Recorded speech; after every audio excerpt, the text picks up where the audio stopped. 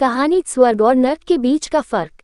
एक बार एक बूढ़ी औरत को उसकी जिंदगी भर की अच्छाइयों के बदले फरिश्तों ने उसकी एक ख्वाहिश पूरी करने की मंजूरी दी।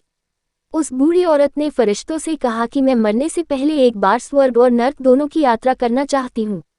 फरिश्तों ने उस औरत की ख्वाहिश पूरी करने का वचन दिया और उसे अगले ही क्षण एक बहुत बड़े भोजन कक्ष में ले जाया गया, जहां पर बहुत विशाल डाइनिंग टेबल थे। उन पर बहुत ज्यादा स्वादिष्ट दिखने वाले भोजन रखे हुए थे और बहुत अच्छे अच्छे ड्रिंक्स भी रखी हुई थी। मगर उस टेबल के चारों तरफ बैठे लोग बहुत ज्यादा मायूस, भूखे और दुखी लग रहे थे।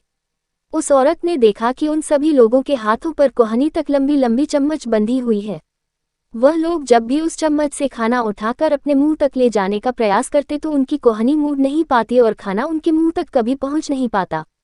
बूढ़ी औरत ने फरिश्तों से पूछा, क्या ये नर्क है?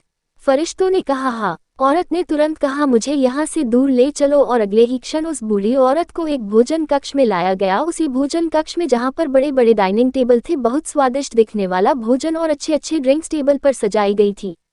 मगर इस बार डाइनिंग टेबल के चारों तरफ बैठे लोग खुश थे, हंस रहे थे और उनके चेहरों पर संतुष्टि थी। बूढ़ी औरत ने फरिश्तों से कहा, ये तो वही भोजन कक्ष है, वही भोजन है, वही ड्रिंक्स है, मगर फर्क इतना है कि यहाँ के लोग खुश दिख रहे हैं। ऐसा क्यों है?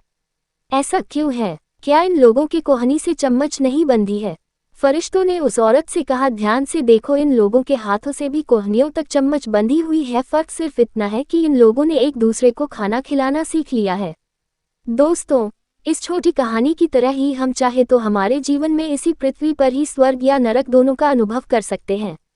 अगर हमें स्वर्ग का अनुभव करना है तो हमें पहले दूसरों के बारे में सोचना होगा, दूसरों को खिलाना होगा, दूसरों की मदद करनी होगी।